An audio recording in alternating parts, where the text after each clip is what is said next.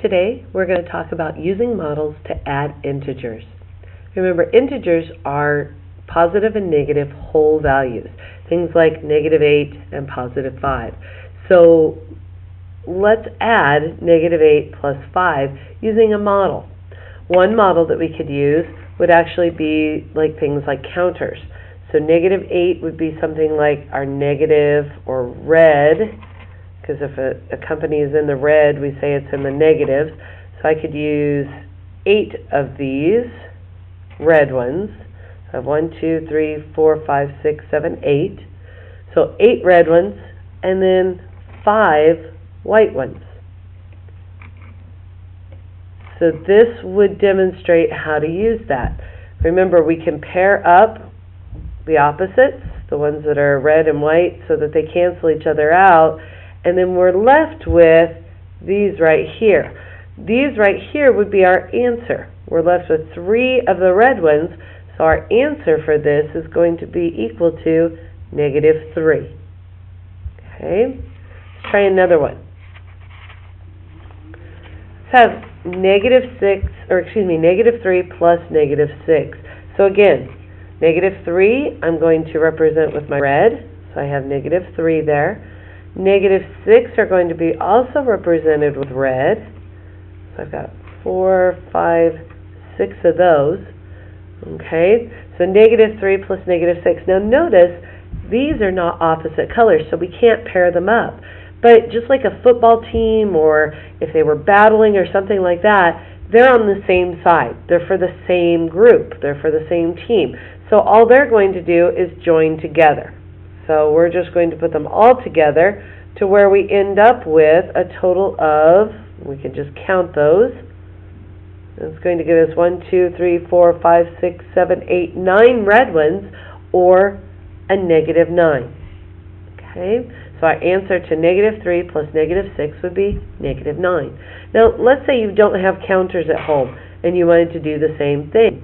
Well, you could use, we talked about using symbols. Some people talked about using like pennies and dimes to represent opposite ones or whatever. That would be fine. Or like in this case, I could say for like, let's do another one. Let's do 6 plus -3. Okay, so a +6, I could write even 6 plus signs to show my +6, and then 1, 2, 3 negative signs to show my -3. These are going to pair up and cancel each other out, and here's what I'm left with.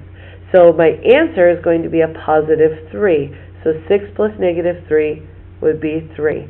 So there's many different ways to do that if you don't have counters or things like that at home. Another way that we could do them is using a number line. So let's say, for example, we have 4 plus -6. So we're going to start at 0, and 0 would start right there, okay? And then my first part is 4. So 4 means it's a +4, so I'm going to go to the right to the 4. Okay, so that's my first value right here. To show my second value, I'm going to go up, and this -6 means that I'm going to go to the left because it's going down 6. So I'm going to start here, and I'm going to go over 1, 2, 3, 4, 5, 6 spaces. Okay, so that would be my -6 from here to here, and then where I end up, which is right here. I didn't draw my answer or my arrow very well. Where I end up, which is -2, that would be my answer. So I'm starting here, I go to the 4, and then back 6 spaces to get an answer of -2. Let's do one more of those. -5 plus 3.